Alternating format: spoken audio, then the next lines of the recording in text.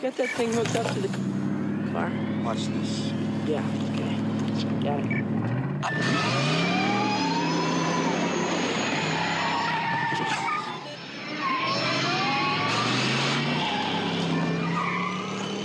Got me, the car!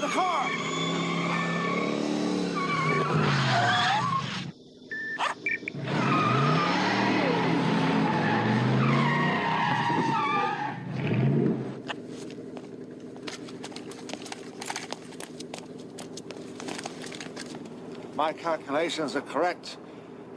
When this baby hits 88 miles per hour, you're gonna see some serious shit.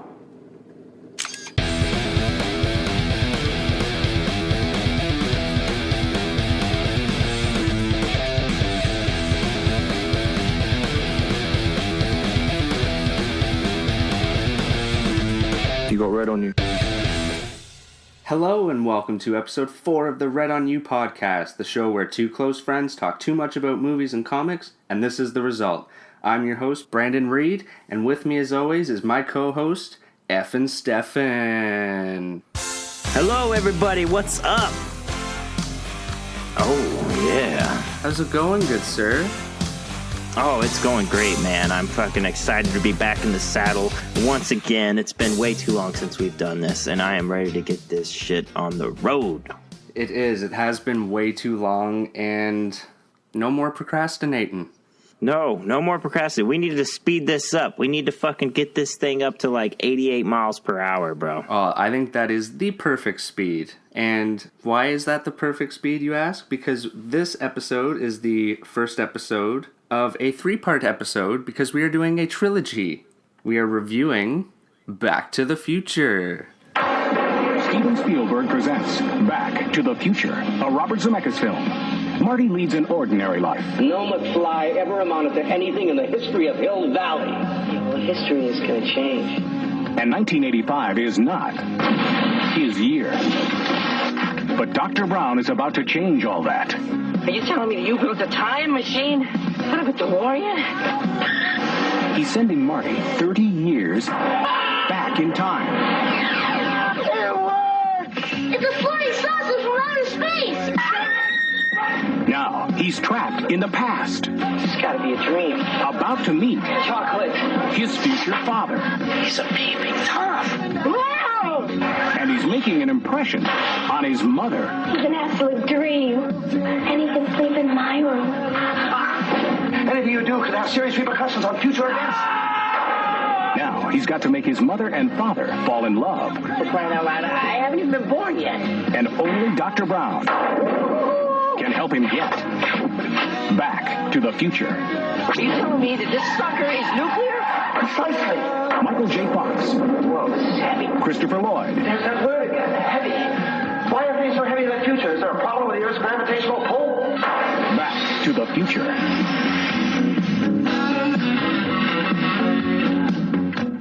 Oh, yeah. All right.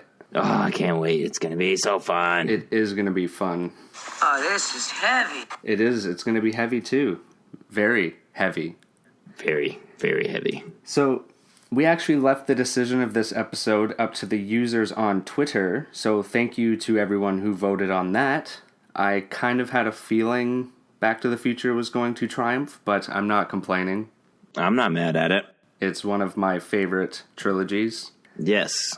and it was a big influence on me growing up. I'm not going to lie. From everything to skateboarding, even though I gave it up because I suck, because I have bad fucking balance, to my love to science fiction, to guitar, and I wanted DeLorean. I never wanted a DeLorean. I always thought the DeLorean was badass looking, but I never really wanted one. I gotta be honest. If I won the lottery, I would probably get one just to make it into the time machine. I would pay someone to make it into the time machine. I wanted the Ford truck. Of course you did. That doesn't surprise me, I'm not gonna lie. Because I'm here in America. Yeah. Big trucks. Drive through the mud. Whoa! Yeah. Yeah. All right. I mean, that's a badass truck, right? It was pretty badass. It was pretty iconic, too. Yeah. But I must ask you, Effin Stefan, are you ready to go back in time? Oh, fuck. Yeah, let's do it. Are you ready to go Back to the Future? Great Scott! Yes. All right. Released on July 3rd, 1985, Back to the Future was directed by Robert Zemeckis and written by Robert Zemeckis and Bob Gale, who worked together on 3 films previous to this one. 1978's I Want to Hold Your Hand, 1979's 1941, and 1980's Used Cars. I haven't heard of any of those movies. Is 1941 about Pearl Harbor? I'm not going to lie to you, F and Stefan. I have not heard of any of those either. Oh, okay. I'm assuming 1941 is about Pearl Harbor. It's quite possible. And Used Cars might be about used cars. Oh, I bet it's not about brand new cars. No, that wouldn't make sense. And the two came up with the idea for Back to the Future when they actually had thought of a story about just a scientist that goes to the future. And then later on, Bob Gale was at his parents' house and he found his dad's old yearbook. And he started wondering if he would have been friends with him if they went to school together. And when he told this to Zemeckis, they put the two ideas together and came up with this fucking awesome movie. Yeah, it's fucking awesome. I love how shit like that comes together. Like, especially a movie that has become so big, like Back to the Future. It starts as such a little thing that no one expects to go anywhere, and then just kaboom, it's huge. Oh, yeah, dude, that's a great, like, it only takes like one little idea to make something go, holy shit, it's fucking like groundbreaking. This is the next fucking thing. And I'm glad it was the next big thing because it spawned 2 more movies that are fucking awesome as well. It's a kick-ass trilogy, if you will. I'd say one more kick-ass movie, one more pretty good movie. Okay, well, we'll get to that. When they actually came up with the idea, they started like showing it around to various studios, and a lot of them actually rejected it because at the time, the big movies were like raunchy, like college movies, and everyone that they showed it to would say, oh, why don't you show it to Disney, show it to Disney, and eventually they did, and Disney was like, what the fuck is this? WTF, bro? Yeah, man, like, what the fuck? And they were like, we don't want a movie where a mother falls in love with her son. That's nay-nay. That's incest. And to that I say, incest is best. I bet you they regret that shit now. Oh, fuck yeah, they do. They definitely do. And it wasn't until Zemeckis directed a film called Romancing the Stone that studios took notice and said yes to Back to the Future. They were like, okay, we'll let you do a movie, whatever you want. And he was like, all right, well, I'm going to do this movie, and it's going to be kick-ass. And it was. And It still is. Hell yeah. Is that, what was that, Amblin? Yes, because that is Steven Spielberg's production company, and he was the only person who saw potential in the script, but they didn't want to use him right away because they had used him before, and they didn't want people to think that, oh, Steven Spielberg just has a big say in everything, and they're just kind of using him to get big, so they just wanted to do it on their own. But then when they did get the green light, and they were going to choose a production company, they figured, well, we're going to go with him because he was the only person that believed in us. Dude, I'm just going to say Spielberg came up with some pretty awesome shit. Oh, Spielberg's the man. Tiny Toons, bro. The shit. I was just talking about that last weekend, actually. The summer vacation movie, the Tiny Toons one. Oh, yeah. Legendary. That is like our generation, dude, of a cartoon right there. No kidding. That was just before Animaniacs, so it was just like one of those first WB cartoons that was really wacky and fun. Lots of pop culture references and shit. Yeah, for so sure. Good. We should review that movie sometime. Oh hell yeah, dude! I gotta watch it again. It's been at least 20 years. I'm so down for that. I'm not gonna say no to that. Maybe we'll do a commentary on that one. Ooh, that'd be fun. Yeah. All right, but let's get back to the Future. Back to the Future. So, the film stars Michael J. Fox, Marty McFly. oh yeah, Christopher Lloyd, Dr. Emmett Doc Brown. oh yeah, Leah Thompson, Ooh, as Lorraine Baines / Lorraine McFly. Wing, Crispin Glover, As George McFly. Hello, McFly. Thomas F. Wilson, As Biff Tannen. Claudia Wells, As the very beautiful Jennifer Parker, who was... yeah, She was in the movie. Trust me, she's there. James Token, As Mr. Strickland, that son of a bitch. and then we got Mark McClure and Wendy Jo Sperber as... Brother and sister Dave McFly and Linda McFly. Yes, and even for the little part that they're in at the beginning and the end, their characters are quite enjoyable. Oh, yeah. And then, okay, yeah. We'll leave that there, and then we'll get into the next movie when it's time for that. But like I love at the beginning of the movie when the brother Dave is interacting with the dad, and he's like, "All right, see you later, pops," and he kisses him on the head, and he's like, "Whoa, you need to change the grease in your hair."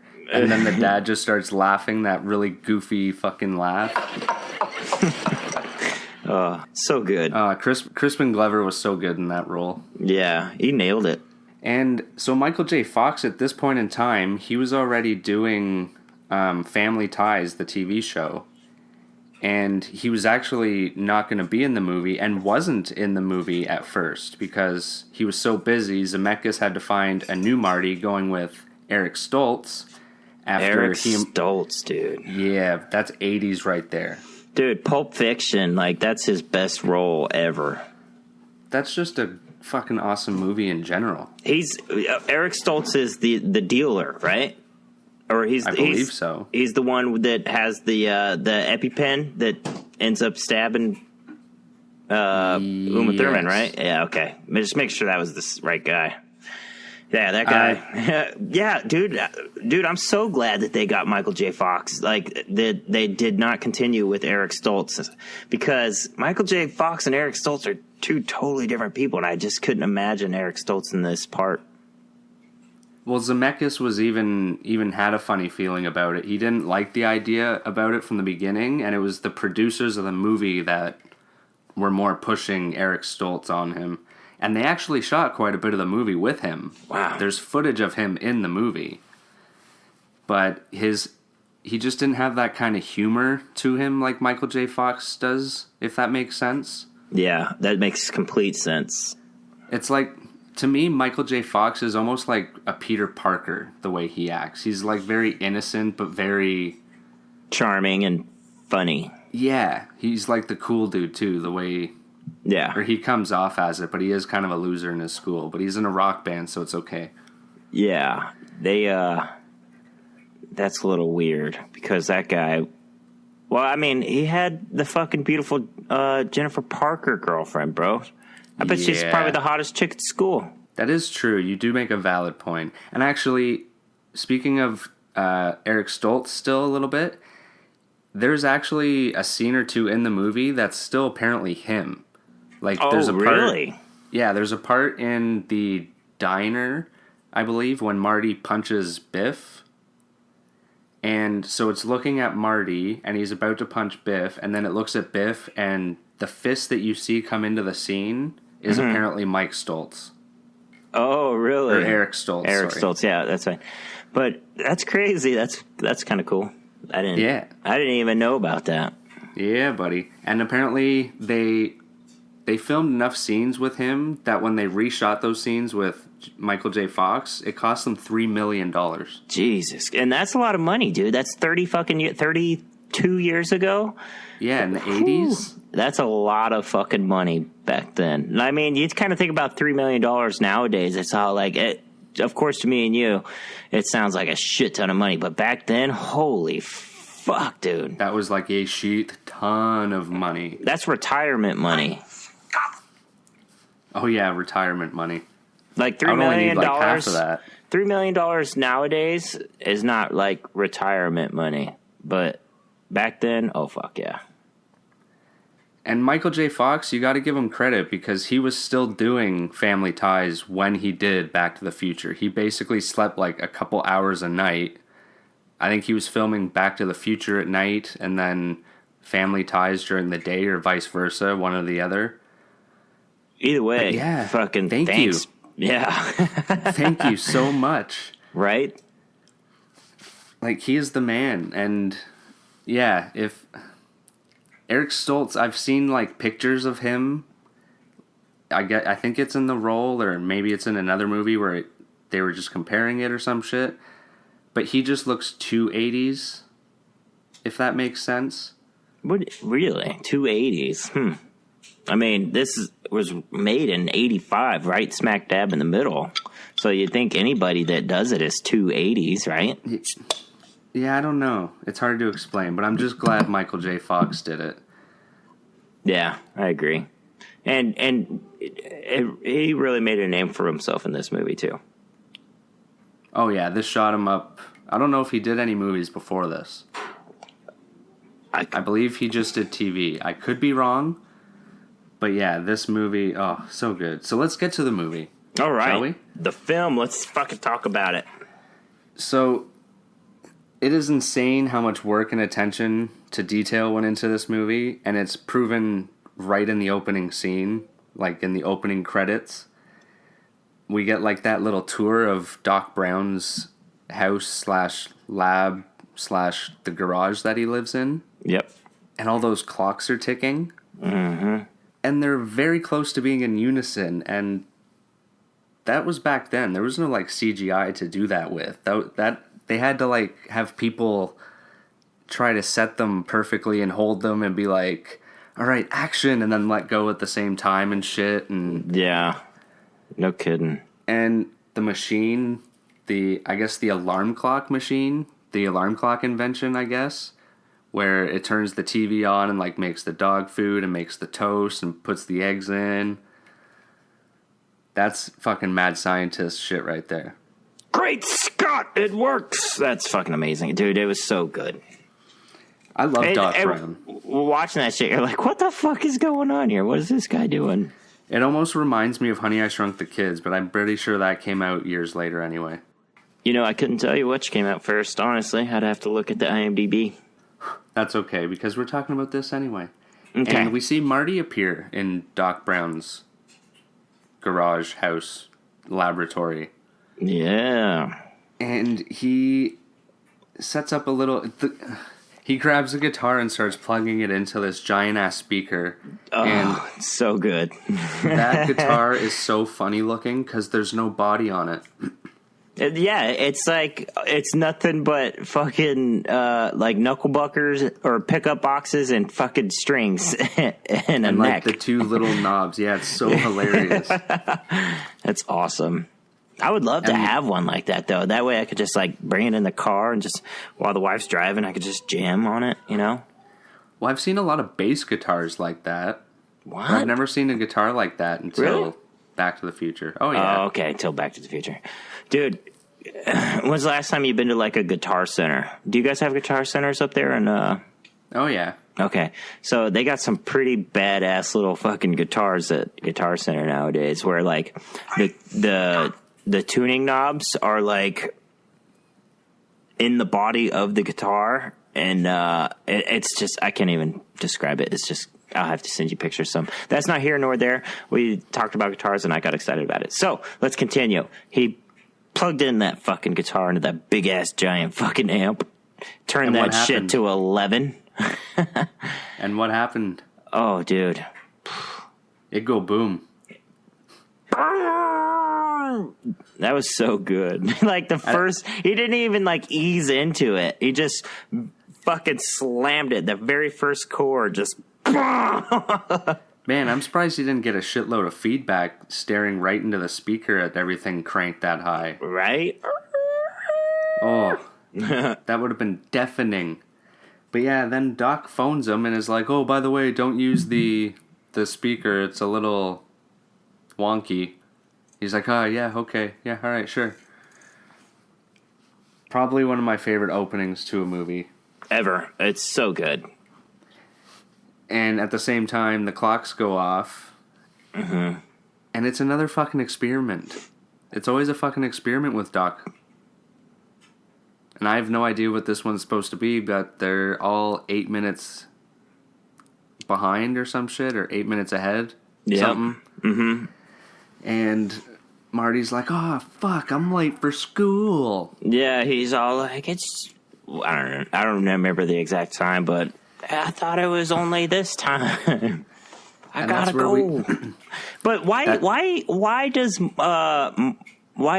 Marty? I almost said Morty. Why does Marty hang out with Doc? I don't really know. It never really says what the fuck a high school teenage student is doing with the weird mad scientist guy down the street. Yeah, especially at like 1 a.m. Yeah. Interesting. In a mall parking lot. Yeah. Come meet me at night. Right? In my van. With my plutonium. In the Twin Pine Mall. Oh, see, that's another question I had. The Twin Pine. At the end of the movie, it's the Lone Pine, right? Yes, it is. What, do we want to wait until you tell me what that's all about? I don't know what that's about, and I'm interested. Well, there's a lot of that kind of stuff. When they were making this movie, they had a bunch of... They wanted to do it so everything in the second half of the movie mirrored the first half. Mm-hmm. And that was one of the little points. So apparently they had like a board with a bunch of sticky notes for every scene and little tidbit that happened. And they would have... Like, the board was split into two for the first half of the movie, and then the second half when he gets to 1955, and they would, for every sticky note they would have on one side, they would make sure it was on the other side as well. So okay. So at this point, Marty races to school, and we meet his girlfriend, who tries to save him from getting in trouble, but she doesn't because Mr. Strickland shows up. You're a slacker. You fucking slacker. And he gets detention. Wah wah. Detention. Oh, God. And even Strickland's like, you shouldn't be hanging out with that mad scientist. He's bad news, blah, blah, blah, blah, blah. And it's like, no shit. Who hangs out with old guys? I mean, he's a fucking genius, though. Right? It's true. It's just, it's hard to think of the scenario where they meet. I wish that I could run into a fucking genius old scientist guy and be like Rick and Morty. Best friends. So I was going to wait to say this, but I'll mention it now. I was watching this a couple weeks ago, and my daughter, Miley, she was watching it. She's 8 years old. She was watching it with me because, I mean, it's great. It's a good family movie, right? Very. And she's all like, Dad, what is this? I'm all like, it's Back to the Future. And she says, is this like the real life version of Rick and Morty? Yes. And I was like, yes, baby, it is. Yes. And then Doc was talking to Marty, and she's like, he just called him Morty. This is Rick and Morty, Dad. And I'm like, no, honey, he said Marty. Well, the creator of Rick and Morty is a big Back to the Future fan, so I think there's a bit of influence there. I'd say like 98% of Back to the Future is the influence for Rick and Morty. Oh, yes, very much so. And that's another reason why we're thankful for it, because Rick and Morty is fucking phenomenal as well. So good. So good. And when Marty races to school, we see a bit of Hill Valley, which looks awesome. And that was all built. So that's the set, right? The whole set, like all those houses and shit, right? All the houses, and then Hill Valley where like the clock tower is, and there's like the little square, and it's surrounded by stores. Mm-hmm. So good. And I love when Marty needs to try out for the school dance, and he starts playing the song that I introduced you with. But it's more 80s sounding and like 80s metal sounding almost, because he starts using the whammy. Wow, wow, wow. Wow, wow, wow. That's how it sounded, just like that. Yeah, I got that whammy on fucking point. It is on point. You are very talented, Effin' Stefan. I know I can't play the real guitar very well, but I can play an air guitar like a motherfucker. Man, you rock that air guitar, man. I will rock that air guitar. But unfortunately, the judge that is judging the bands thinks that Marty is playing too loud, and it's funny because that judge is Huey Lewis. From, like, the day? Yeah. Oh, my God. Huey Lewis in the motherfucking day, Huey Lewis? No, Huey Lewis in the news. Oh, in the news. I thought it was the day. No, it's the news. Oh, whatever. Who cares? Fucking old 80s band. That song's awesome. I know, but whenever I'm wrong, I get butthurt, so fuck it. Oh, this is heavy. Butthead. This is heavy, butthead. That was gonna two be different okay? sound clips. I'll be fine. I'll be good. I'll be good. Let's continue. Next point. Next.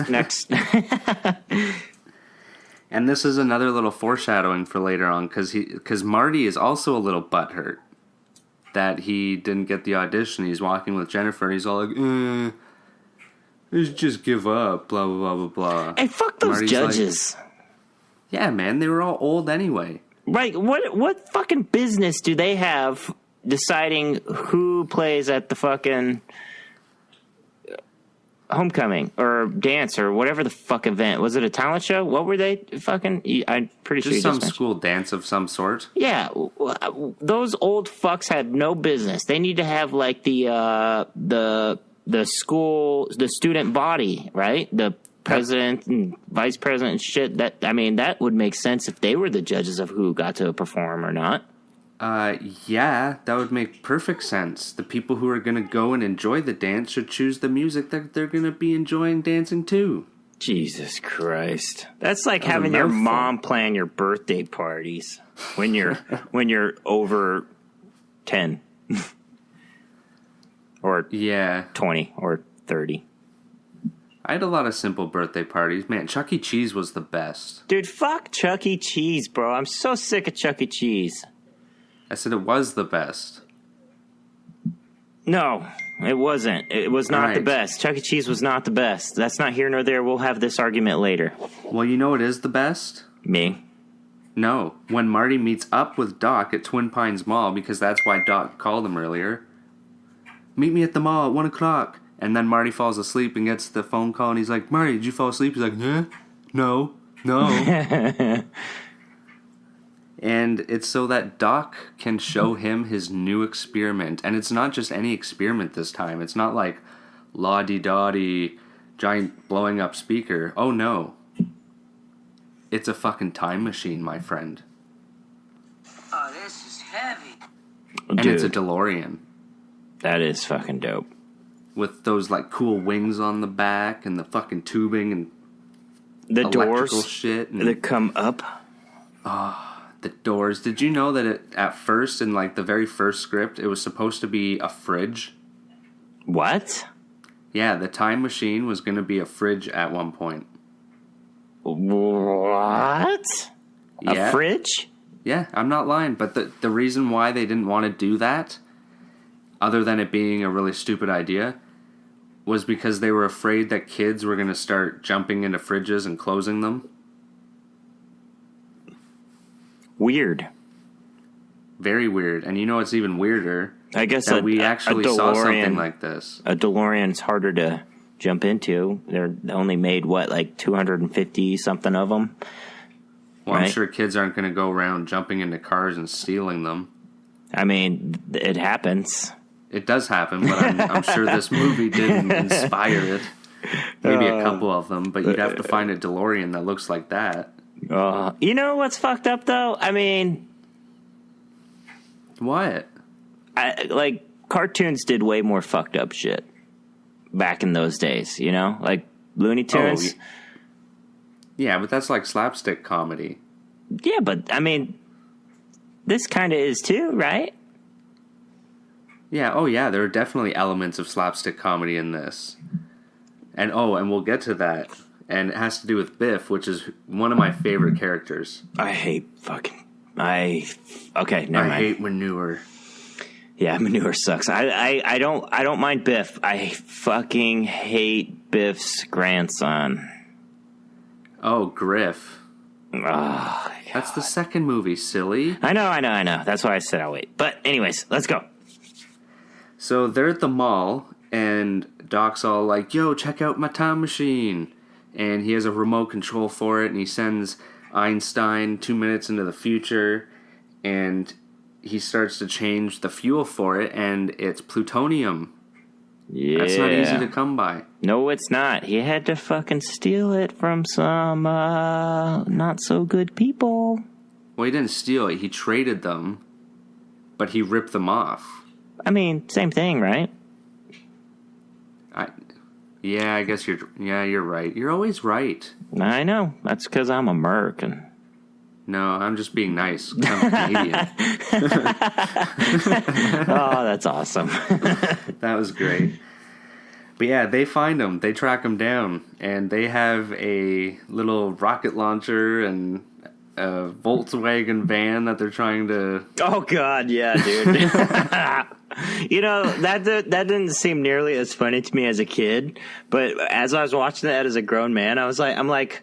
These motherfuckers are coming up in a fucking Volkswagen bus. Are you kidding me? Get the fuck out of here. You ain't thugs.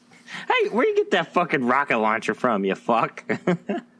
Maybe, they probably have a whole arsenal of fucking shit. Because they're terrorists, aren't they? You terrorists. Because they had plutonium. And they actually shoot Doc. So Marty jumps into the time machine, starts driving away, hits 88 miles an hour. Yep. On accident. Right? I think so, but he keeps speeding and he keeps looking down at the speedometer. I think he just forgot what Doc told him about the 88 miles per hour. Yeah, because like his facial expressions and his like body, I don't know what the word I'm looking for is, but it didn't seem like he was trying to go back in time. It just seemed like he was trying to get away.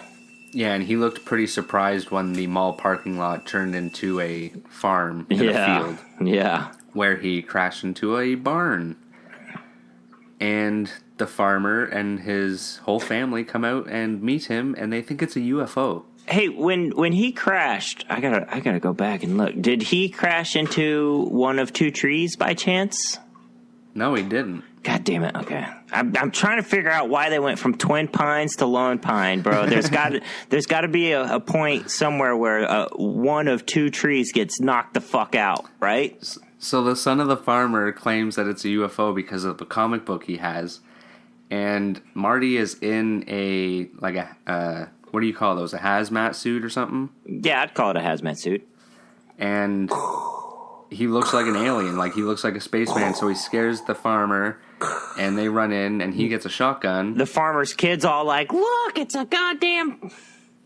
Right? Martian or an alien or something. And he shoots at Marty. Marty gets in the car and proceeds to drive away. And as he's leaving the property, he runs over one of two pine trees. God damn it. Okay.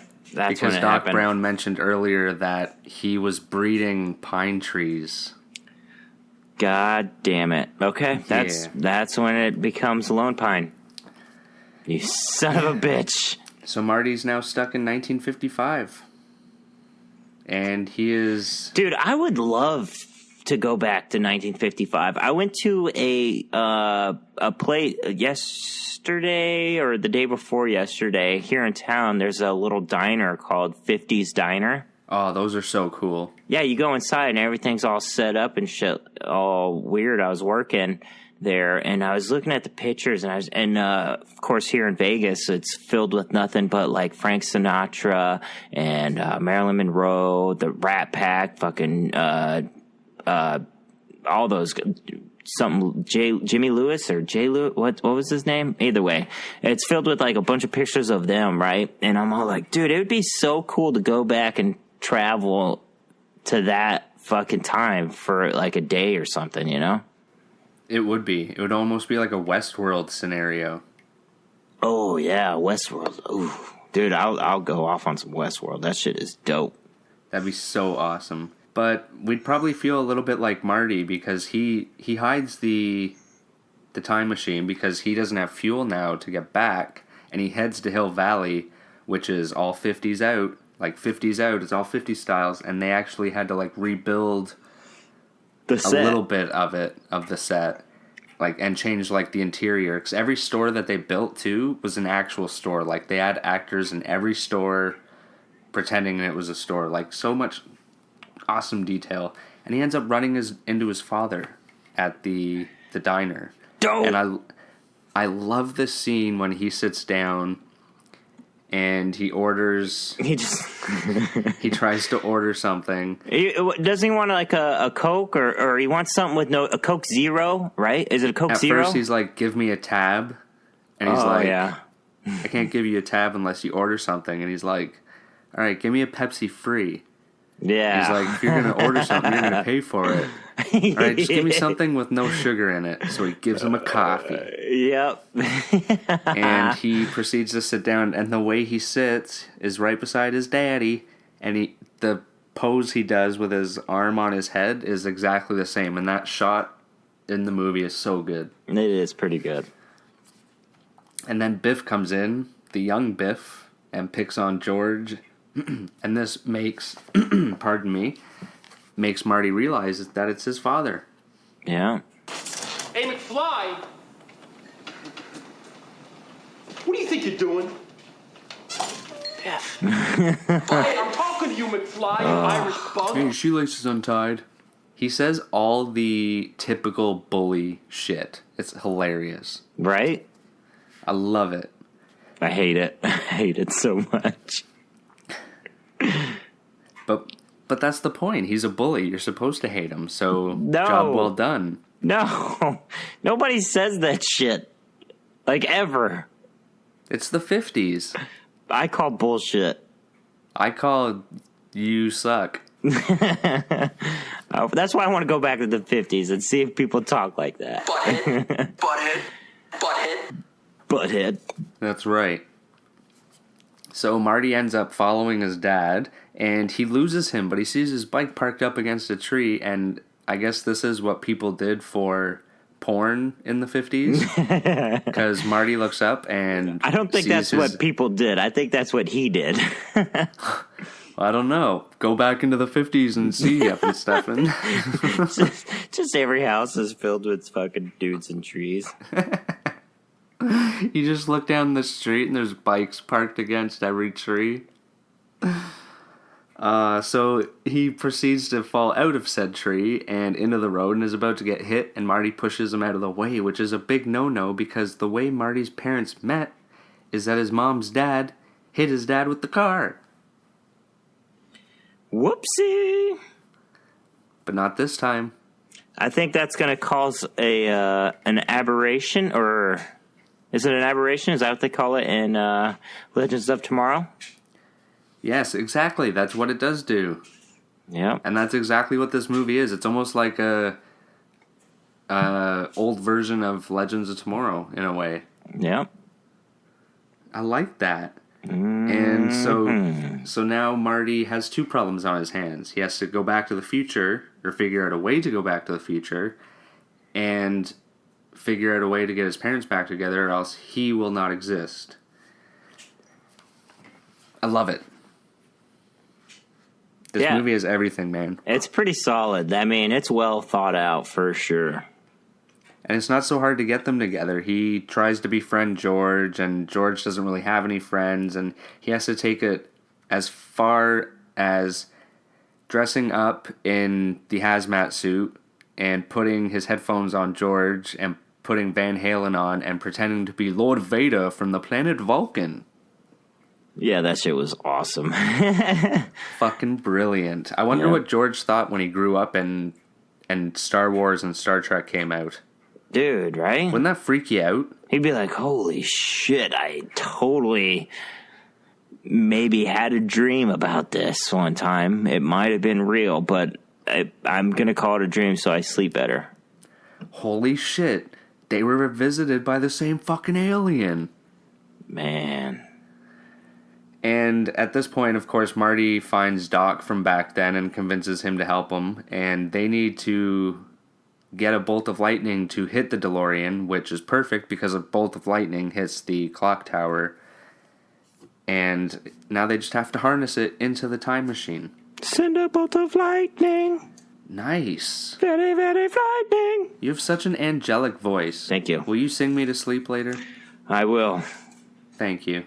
And so you got these two timelines. Well, not timelines, but you got these two missions going on. And yes, when Marty actually does do that with George, it does help.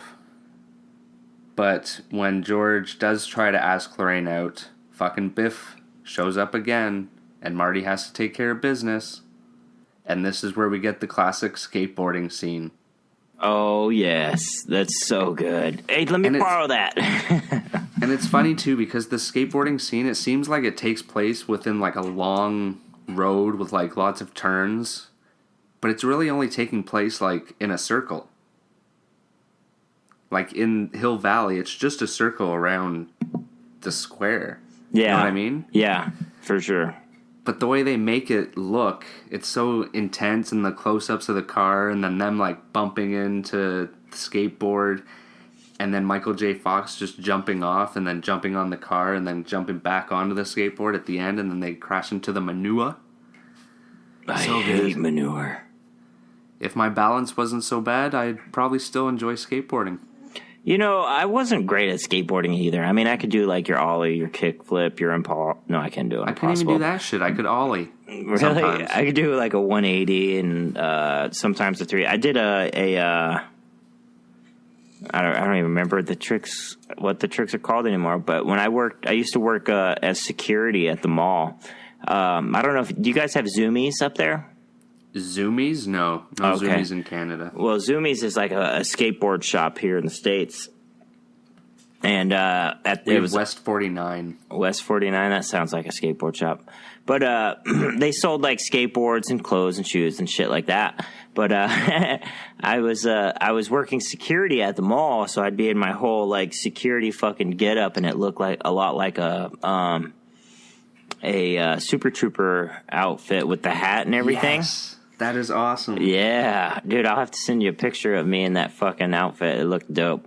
But I would be skating in that outfit inside the Zoomies all the time, and I learned a lot of really cool tricks. I was like 18 years old at the time, so I was like in my prime. That's fucking cool. That was a fun time in my life. Did you feel like Marty McFly? I did feel like Marty McFly, just not as awesome. Oh, I'm sure you were just as awesome. No, I mean, you can't be that awesome wearing a fucking security uniform, bro. Well, you probably look like a Tony Hawk character. You know what? I probably would look cool in a Tony Hawk game wearing my shit. Your Super Trooper security suit. Wannabe outfit. I mean, if fucking Dave Mera Pro BMX 2 could have the Slim Jim Man, why can't F and Stefan security guard be in Tony Hawk Pro Skater? Well, maybe you're the one security guard that actually enjoys skateboarding. Yeah. There could be a story to that. Oh, dude, I've got plenty of stories, and I'll tell them, but not all right now. So, but let's get back into the Back to the Future. Let's go back to the Future. All right. Well, Marty comes up with another plan. He wants to take Lorraine to the dance because she is pretty much stalking him, which is funny because at the beginning of the film... Dude, she is on his dick, bro.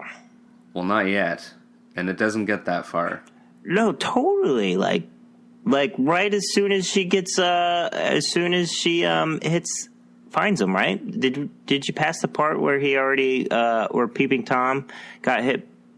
Right? Oh, yeah, he wakes up in her bedroom, and that's one thing that's in every film. Sorry, yeah, he wakes up from getting hit, and he's like, oh, I had a weird dream. As soon as he wakes up, she was like, oh, I want that fucking dick. I love how she calls him Calvin.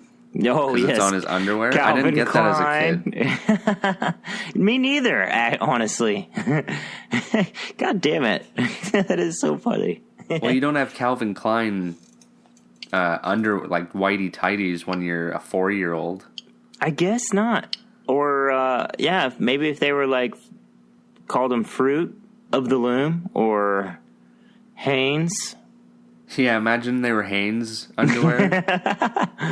Hello, Hanes. What? Hanes? Why do you keep calling me Hanes? It's written all over your underwear. Never seen purple underwear before.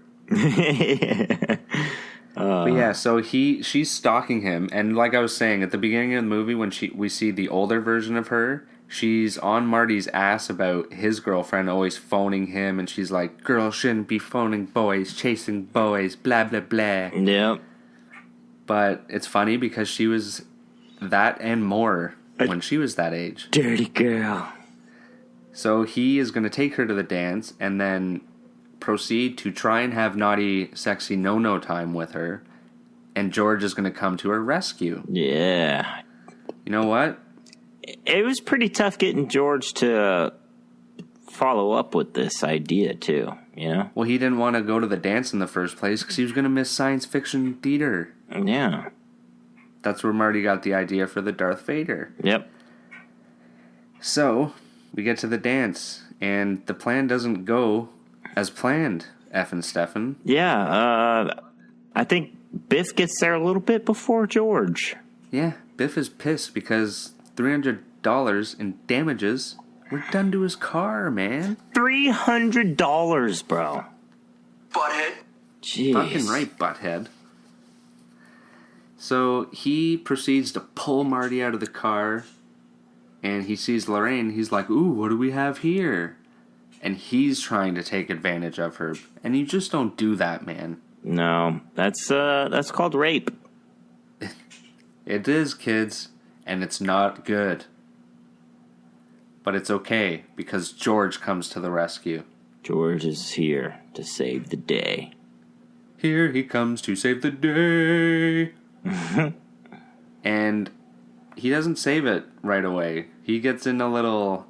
I'm sure there's some sort of wrestling move that it's close to what happens when Biff, like, puts his arm around him and is, like, about to break it off, and, like, George is down on the ground pretty much. And then he pushes Lorraine down, and George is like, no, and punches him across the face with that bony little hand of his. Spins him right the fuck around, dude. Right? He does a 360. He fucking does a whole goddamn... Pew! He, like, Hadoukened him, man. Hadouken! Sonic boom! I'd love someone to, like, take scenes of movies and insert stuff like that. Right. Like sound effects at just those moments. Whoopsie! Oh, it'd be so great. Oh, I'm sorry. Toasty! Yeah, come on, man. Dude, That's a Mandela effect. My whole fucking life I thought it was whoopsie, but it's toasty. Everybody did. Everyone thought it was whoopsie. But now... But the whoopsies...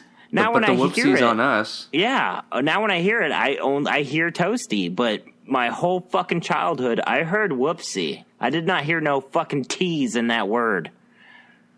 Ugh. I'm with you, man. Anyways, that's not here nor there. Toasty. It is here. It's a conspiracy theory. I'm telling you. You know what? I bet it's because George McFly went back in time and fucking... It's an aberration. It used to be whoopsie, and we still remember it. And then Back to the Future happened, and now it's toasty. When did George McFly go back in time? I'm sorry. Marty McFly went there you go. I was looking at the notes, and I saw George, and I was thinking George McFly. God damn it. Come on. Toasty. Come on. George is a lot different than Marty. Yep. And so where were we? He knocks Biff out, and he saves the day. He gets the girl. But Biff's goons take Marty, and they lock him in the trunk of a car. And I love this car because it's hotboxed. Oh, yeah. Because it's the band who's playing the school dance. Because they were able to win the audition.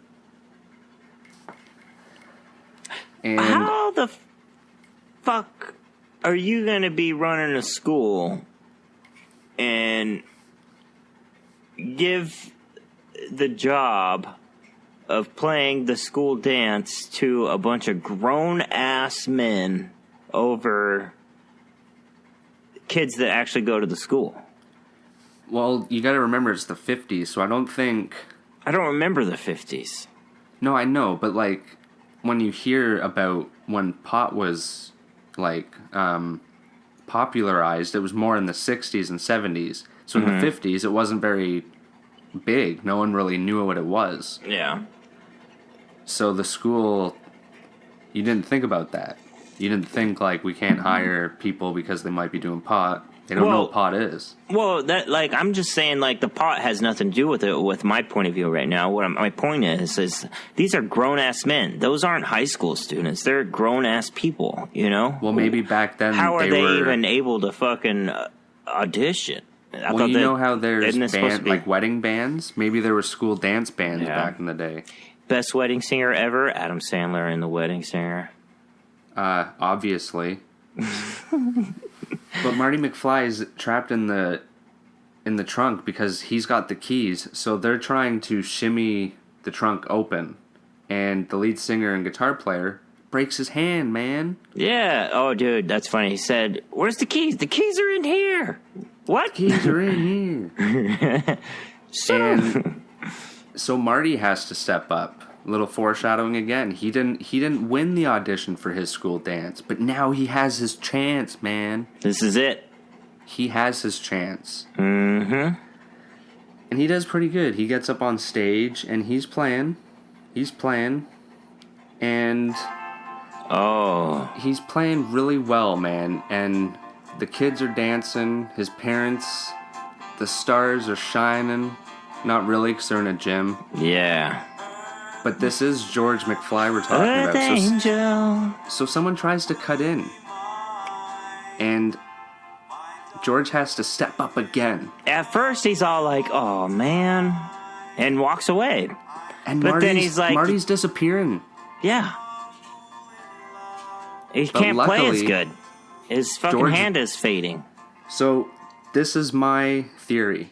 When George beat up Biff, or punched Biff, that was one of his balls dropping. Okay.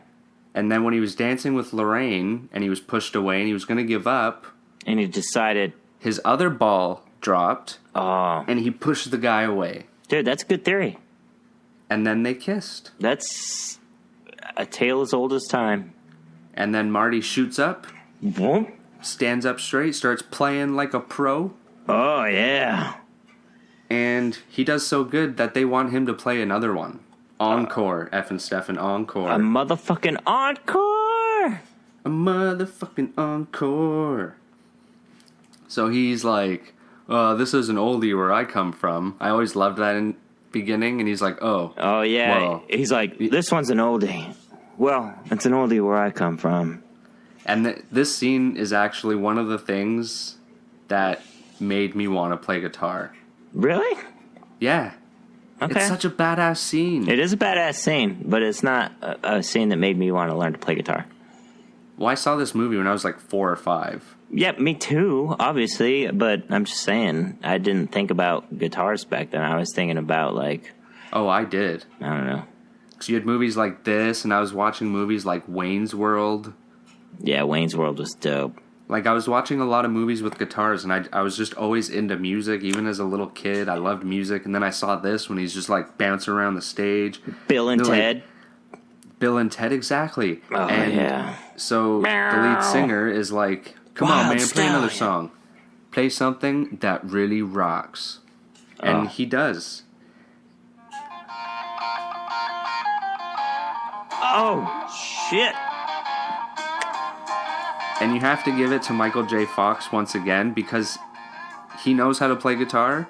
So he actually learned this song so that it looked like his fingers were doing the proper notes. Perfect. And it paid off. It's so paid off. Does it throw you off still when you watch it, when he starts singing and it's clearly not Michael J. Fox singing? A little bit, but it doesn't, I'm like, it's not too bad. I wish he would have actually sang it. Yeah, that would have been cool. Because I actually have the soundtrack on my phone. Mm-hmm. And that song, Johnny Be Good, is under the name Marty McFly. Is that song in Casper? I don't remember. I haven't seen Casper in years. Casper's dope, bro. We should fucking do a Casper review, bro. I'm down for that. I used to watch that quite a bit when I was a kid. Oh, fuck yeah. Oh, fuck yeah, bud. Fucking right. We should go back to the fucking 80s or 90s and watch Casper. All right, let's go find our time machine DeLorean and get some plutonium. Yes, we need some plutonium. But they don't have plutonium in 1955. But we're not in 1955. But Marty is, and he needs to get back. Yeah. So he needs to race and get to the DeLorean and get hit by the lightning. Boom. He needs to be thunderstruck. Oh, I see what you did there. Right? But not really, because it's lightning, not thunder. So that wasn't actually... But lightning causes thunder. Yeah, but thank you for sticking up for my bad joke. Dude, I got you, bro. That's what I'm here for. So he shows up, and I love the scene where he runs into his parents again, and he's all like, if you ever have kids in the future and one sets fire to the carpet, go easy on them. Go easy on them. Yeah. So that's another, like, poor George. He grows up and he has a kid that starts setting the carpet on fire. Like, he's gonna have a lot of, like, weird acid flashbacks without it actually being an acid flashback. It's just stuff that this weird guy said to him that randomly showed up at their school for a week. Son of a bitch. Too good. I love it. I love it. And, like, do you think it crossed Lorraine's mind after, like, Marty got older and started looking like Marty? Do you think it ever crossed her mind? It was like, you know, you look like this dude I tried to fuck once, you know? Looking at her kid? It's got to have, right? Because at the end of the movie, when he gets back, they're randomly standing at the door just, like, staring out at him when he's looking at his truck. Yeah. And Jennifer shows up. So I don't know. I think they have some sort of a feeling about it or a knowing that something happened. Yeah, she's totally thinking in the back of her mind, yeah, I tried to fuck that guy. Plus, he's wearing the exact same clothes. Yeah, the exact same outfit. That's true. God damn it. So the ending, of course, is when he's trying to get hit by lightning. I love how Doc, like, the cord that goes to the tower comes undone. He climbs up, tries to reattach it, but then it comes undone at the bottom. Then he has to go down and, like, do it up down there and shit. Yeah. It's intense. It's a very suspenseful scene. Oh, is he gonna get it in time? How's he gonna do it? Back in time. Oh, he did it. Oh, yeah. Great Scott! He's fucking Doc, man. He's like Superman of the science world. Hell yeah. So, Marty gets sent back to his time. All is well again, F and Stefan. It's all is well again. Fucking the way it was meant to be. And their house now looks like something right out of the 80s. Dude. With all that furniture and stuff. Yep. And his brother is a banker now, I think, 'cause he has, like, a suit on, and Marty's like, what the hell? Yeah. Oh. He's like, Marty, I always wear a suit to work. Did we mention Uncle John? No, that's another foreshadow. Yeah, Uncle John's in jail, and when he goes back in time, he's in the crib. He's like, "You're gonna get used to these bars, man. You better get used to these bars, kid." Yeah. I love that. There's so many things in this movie. Yep. Like, I'm jealous of anybody who's never seen it, who is going to see it for the first time. Man, I mean, dude, even watching it for like the 20th, 30th, 40th time, you're still gonna catch things that you don't like the fucking tree thing that I was just talking about. Fucking, you still catch shit every time you watch this movie. You're like, oh shit, look at that, you know? Oh yeah, I didn't catch that shit.